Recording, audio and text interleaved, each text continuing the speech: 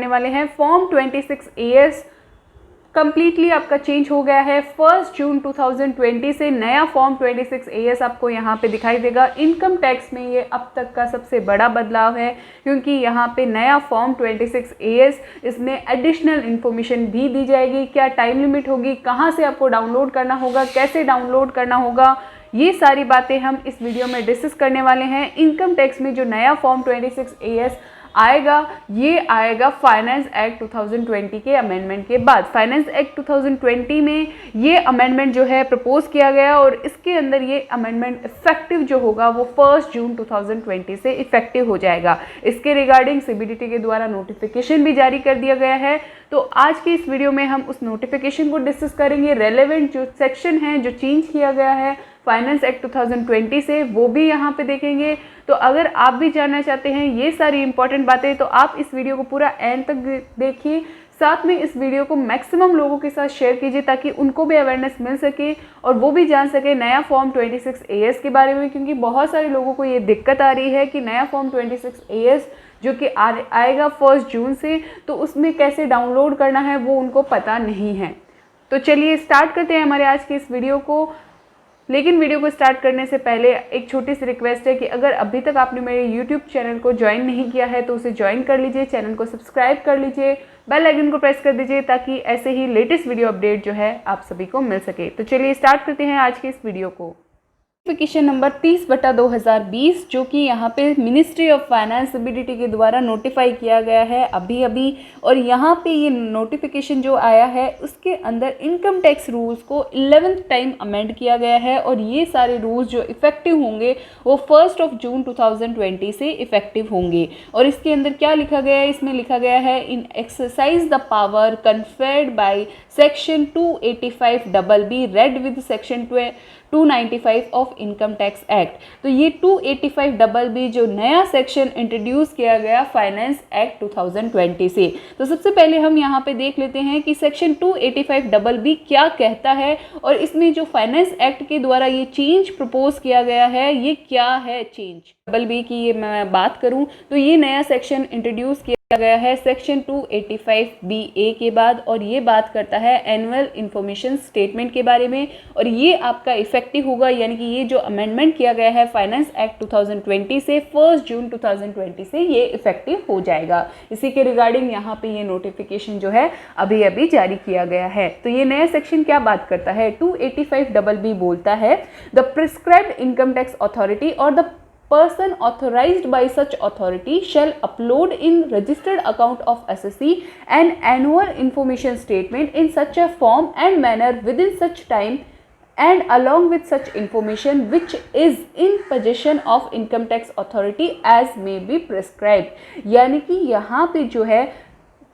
Authority को prescribe किया जाएगा और वो अथॉरिटी चाहे तो किसी और पर्सन को यहाँ पे ऑथोराइज कर सकती है। और वो अथॉरिटी का काम क्या होगा, यहाँ पे रजिस्टर्ड अकाउंट जो एसएससी का रजिस्टर्ड अकाउंट है, यानी कि इनकम टैक्स पोर्टल पे जो आपका रजिस्टर्ड अकाउंट होगा उसके अंदर इंफॉर्मेशन दी जाएगी एनुअल इंफॉर्मेशन स्टेटमेंट के अंदर। और जो फॉर्म यहाँ पे नोटिफाई होगा जो कि है 26AS, उसको नोटिफाई कर दिया गया है इन अ मैनर, जो मैनर यहाँ पे प्रिस्क्राइब्ड है नोटिफिकेशन के अंदर with in such time limit, यानी कि जो टाइम लिमिट यहाँ पे बताई गई है नोटिफिकेशन के अंदर, और यहाँ पे सच अदर इन्फॉर्मेशन जो along with the such information which is in position, यानी कि जो इन्फॉर्मेशन इस अथॉरिटी के पास होगी वो सारी इस फॉर्म के अंदर नोटिफाई होगी।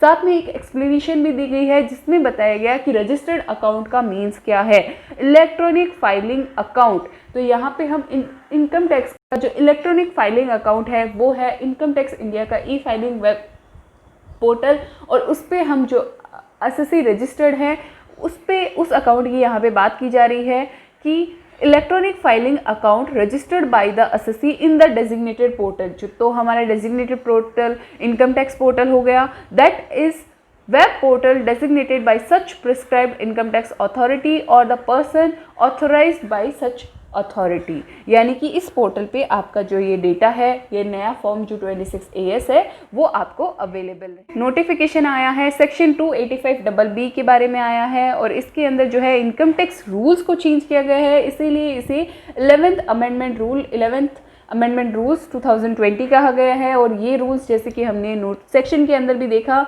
ये सेक्शन जो है वो आपका इफेक्टिव हो जाएगा 1 जून 2020 से। इसमें इनकम टैक्स रूल्स का जो एग्जिस्टिंग रूल है 31AB उसे ओमिट कर दिया गया है और नया रूल 114H के बाद 114I यहाँ पे इंसर्ट किया गया है। अब हम यहाँ पे देखते हैं एनुअल इंफॉर्मेशन स्टेटमेंट को। तो ये स्टेटमेंट क्या कहता है? ये स्टेटमेंट आपका कहता है the principal director general of income tax system, यानी कि यहाँ पे जो principal director general of income tax system है वो यहाँ पे ऑथराइज्ड पर्सन रहेंगे और director general of income tax system और any other person authorised by him, यानी कि इन दोनों पर्सन्स के द्वारा जो भी पर्सन ऑथराइज्ड होगा वो यहाँ पे इस नोटिफिकेशन के अंदर कवर्ड होगा। Under the section 285BB of income tax act upload in such registered account of assessee and annual information system in form 26AS। तो 26AS को कम्प्लीटली चेंज कर दिया गया है। अब ये रहेगा आपका एनुअल इंफॉर्मेशन सिस्टम के रूप में containing the information specified in column 2 of table below, यानी कि इस टेबल के अंदर जो कॉलम 2 के अंदर इंफॉर्मेशन है वो सारी की सारी इंफॉर्मेशन यहाँ पे दी जाएगी which is in position of with in 3 months from the end of the month in which the information is received by him. यानी कि जब आपको ये इन्फॉर्मेशन रिसीव होती है ऑथराइज पर्सन्स को जो रिसीव होगी ये इन्फॉर्मेशन, उसके विद इन 3 months के अंदर वो ये सिस्टम के अंदर जो है रजिस्टर्ड अकाउंट उस पर ये स्टेटमेंट जो है एनुअल इंफॉर्मेशन स्टेटमेंट ये फर्निश करेंगे। अब इसमें कौन कौन सी इन्फॉर्मेशन आपको देनी होगी? सबसे पहले आपकी इन्फॉर्मेशन जो दी जाएगी वो रहेगी TDS और TCS जो आपका कलेक्ट किया गया है या डिडक्ट किया गया है उसकी इन्फॉर्मेशन रहेगी, जो कि पहले भी आपकी 26AS के अंदर आती थी। उसके बाद जो SFT ट्रांजेक्शन्स हैं उनकी डिटेल आपकी यहाँ पे रहेगी, यानी कि जो स्पेसिफाइड फाइनेंशियल ट्रांजेक्शन्स हैं उनकी डिटेल भी रहेगी। उसके बाद आपकी पेमेंट ऑफ टैक्सेस, जैसे कि आपका एडवांस टैक्स हो गया या आपका सेल्फ असेसमेंट टैक्स हो गया, तो इसकी भी आपकी डिटेल यहाँ पे रहेगी। उसके बाद आपकी डिमांड और रिफंड की डिटेल जो पहले भी 26AS के अंदर रहती थी वो भी डिटेल यहाँ पे रहेगी। अब उसके बाद जो नई डिटेल्स यहाँ पे दी जाएगी वो रहेगी पॉइंट नंबर 5 और 6 के according.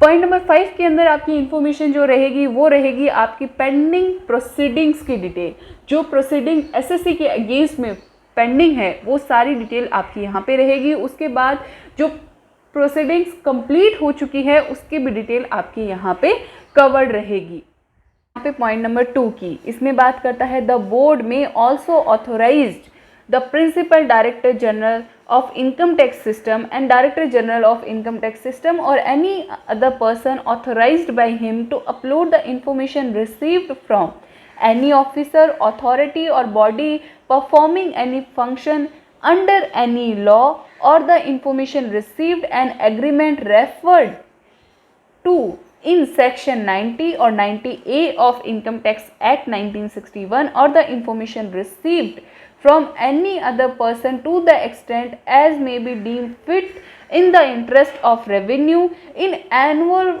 information statement referred in sub rule 1। तो अब ये पैरा जो है ये क्या कहना चाहता है? ये पैरा बहुत ही इंपॉर्टेंट है और आप सभी के समझने लायक है। इसमें 3 तरह की इंफॉर्मेशन की बात की गई है कि किसी भी अदर लॉ, यानी कि जो इनकम टैक्स एक्ट के अलावा यहाँ पे लॉ है अदर लॉ, उसके अंदर कोई भी इंफॉर्मेशन यहाँ पे ली जाती है किसी ऑथराइज पर्सन से, या जो पर्सन चाहे ऑफिसर हो या बॉडी हो, उसमें अगर यहाँ पे इंफॉर्मेशन ली जाती है तो वो इंफॉर्मेशन अगर रेवेन्यू के इंटरेस्ट के अंदर है तो वो सारी इंफॉर्मेशन आपकी आ सकती है एनुअल इंफॉर्मेशन सिस्टम के अंदर, जो हमने सब रूल 1 के अंदर उसका परफॉर्मा देखा। उसके बाद यहाँ पे सेक्शन 90 और 90A जो यहाँ पे डबल टैक्सेशन रिलीफ की बात करते हैं, तो उसके अंदर भी अगर आपकी इंफॉर्मेशन ली जाती है तो वो इंफॉर्मेशन भी इस एनुअल इंफॉर्मेशन सिस्टम के अंदर स्टेटमेंट के अंदर आपके आ सकती है। और उसके अलावा कोई भी अदर पर्सन के द्वारा अगर इंफॉर्मेशन ली गई है और जो कि रेवेन्यू के इंटरेस्ट के अंदर है तो वो सारी इंफॉर्मेशन आपकी यहाँ पे एनुअल इंफॉर्मेशन स्टेटमेंट के अंदर आ जाएगी। जैसे कि आपके अदर लॉ के अंदर कोई भी आपकी इन्फॉर्मेशन ली गई हो, चाहे वो पीएफ लॉ के अंदर हो, ईएसआई के अंदर हो या आपका जीएसटी के अंदर हो, ये सारी इन्फॉर्मेशन आपके एनुअल इंफॉर्मेशन सिस्टम यानी कि 26 AS के अंदर अब आ सकती है। ये बहुत बड़ा चेंज है। उसके बाद यहाँ पे पॉइंट नंबर 3 बोलता है the principal director general of income tax system and director general of income tax system shall specify the procedure, format and standard for the purpose of uploading information, annual information statement referred in sub rule 1। तो यहाँ पे जो है procedure और format और standard जो है वो यहाँ पे प्रिस्क्राइब किया जाएगा। और जो 26 AS का नया फॉर्म है वो यहाँ पे कैसे है वो भी हम यहाँ पे देख लेते हैं। तो ये 26 AS के नए फॉर्म की अगर मैं यहाँ पे बात करूँ तो पहले आपका 26 AS रहेगा, एनुअल इंफॉर्मेशन सिस्टम स्टेटमेंट रहेगा जो कि रूल 114I के अंदर है, financial year assessment year as it is है। यहाँ पे जो पार्ट ए है, पार्ट ए के अंदर आपका पैन नंबर के साथ साथ अब आपका आधार नंबर भी आएगा, का name, date of birth, incorporation, mobile, email ID और आपका एड्रेस यहाँ पे आएगा। पार्ट बी के अंदर कौन सी डिटेल रहेगी, जो आपकी डिटेल्स यहाँ पे हमने 6 डिटेल्स तो ऊपर हमने देखी थी पार्ट बी के अंदर। उसके बाद यहाँ पे 7वीं डिटेल जो रूल नंबर सब रूल 2 से यहाँ पे आई है, कोई भी अदर इन्फॉर्मेशन, वो सारी की सारी इन्फॉर्मेशन यहाँ पे ऐड कर दी जाएगी।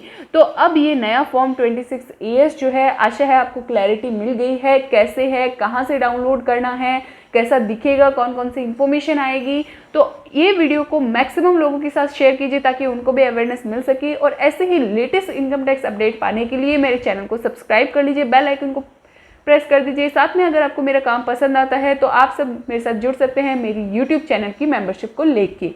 तो आज की इस वीडियो में बस इतना ही, मिलते हैं ऐसे ही लेटेस्ट वीडियो अपडेट के साथ। तब तक के लिए कीप वॉचिंग, स्टे अपडेटेड। जय हिंद।